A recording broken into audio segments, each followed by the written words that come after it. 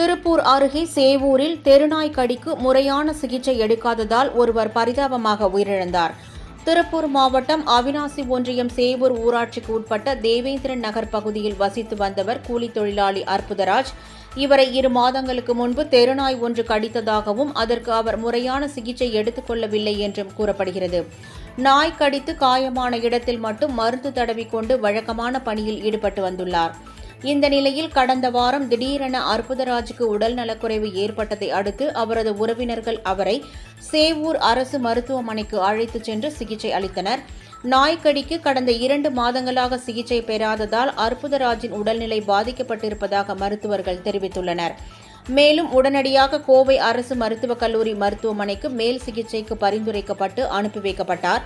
கடந்த 2 நாட்களாக கோவை அரசு மருத்துவக் கல்லூரி மருத்துவமனையில் சிகிச்சை பெற்று வந்த அற்புதராஜ் சிகிச்சை பலன் இன்றி நேற்று இரவு உயிரிழந்தார். இதை அடுத்து மருத்துவர்கள் அறிவுறுத்தலின் பேரில் அற்புதராஜ் உறவினர்கள் அனைவருக்கும் கோவை அரசு மருத்துவமனையில் தடுப்பூசி செலுத்தப்பட்டது. இச்சம்பவம் அப்பகுதியில் சோகத்தை ஏற்படுத்தியுள்ளது.